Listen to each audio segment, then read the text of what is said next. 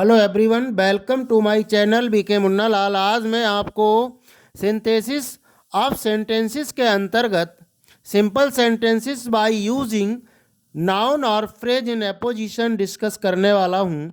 Dear students, यदि अभी तक आप मेरे चैनल पर नए हो तो चैनल को सब्सक्राइब अवश्य कर लें, जिससे आप मेरे आने वाले हर वीडियो का नोटिफिकेशन प्राप्त कर सकें और अपनी तैयारी बहुत अच्छी से कर सकें। आइए शुरू करते हैं simple sentence by using noun और phrase in apposition. Simple sentence, one subject one finite verb, ये सदैव आपको याद रखना है सिंपल सेंटेंसेस को बनाते समय। इसमें तीन शब्द आपके सामने आएंगे, नाउन, फ्रेज एंड एपोजिशन। इन तीनों शब्दों को संक्षेप में जान लेते हैं। Dear students, noun a naming word, Ram, chair, Agra, ETC, कोई भी नाम वाला शब्द संज्ञा होता है। और phrase a group of words without a finite verb, और वह शब्द समूह जिसमें कोई मुख्य क्रिया नहीं होती है फ्रेज कहलाता है, जैसे my principal, on the table, etc. अब हम तीसरा शब्द जानेंगे, noun phrase. Noun phrase a group of words that acts like a noun. Noun phrase वह शब्द समूह होता है जो संज्ञा की तरह कार्य करता है। एपोजिशन क्या होता है? Apposition positioning of things side by side. Apposition का अर्थ होता है के साथ साथ रखना या के बगल में रखना। एपोजिशन का प्रयोग तब किया जाता है जब एक वाक्य में दिए हुए किसी एक ही नाउन के कार्यों या गुणों की व्याख्या दूसरे वाक्यों में की जाती है। जैसे Tulsidas wrote the Ramcharitmanas, he was a great poet. अब दूसरे वाक्य में तुलसीदास जी की महानता का वर्णन किया गया, गुणों का वर्णन किया गया है। ऐसे सेंटेंसेस में हम नाउन और फ्रेज इन एपोजिशन का प्रयोग करके सिंपल बनाते हैं।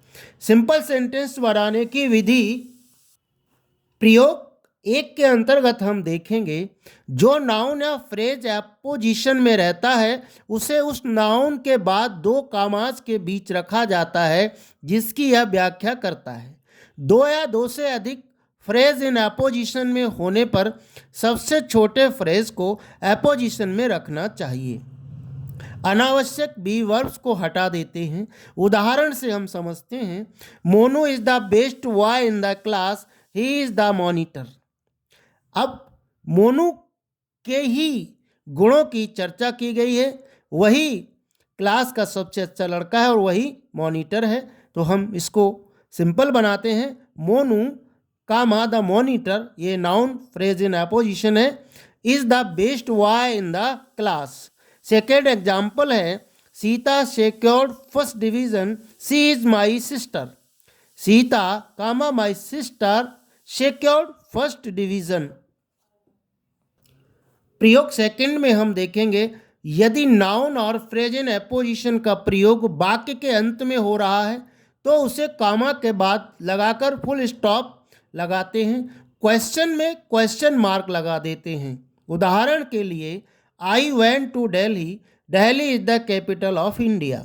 सेकंड वाक्य दिल्ली को डिस्क्राइब कर रहा है तो उसे नाउन फ्रेज बनाकर उसको लिखेंगे, I went to Delhi comma the capital of India. Second example है, where is Mohan, he is my friend. Simple बनेगा, where is Mohan comma my friend, यहाँ क्वेश्चन मार्क लगाएंगे। या इसको ऐसे भी बना सकते हैं, where is my friend comma Mohan.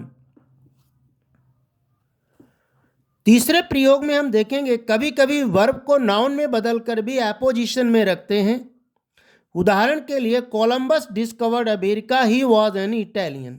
अब डिस्कवर्ड वर्ब है, इसे नाउन में हम बदल करके सिंपल सेंटेंस बना सकते हैं। Columbus the discoverer of America was an Italian.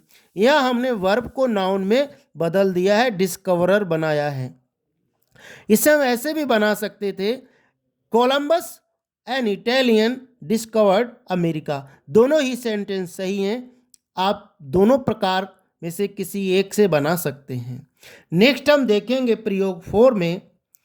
प्रयोग 4 में जब एक ही व्यक्ति, वस्तु या स्थान के लिए एक से अधिक नाउन और फ्रेज इन अपोजिशन में हो तो उन्हें उस शब्द के बाद कॉमा लगाकर लिखते हैं जिसकी वे व्याख्या करते हैं।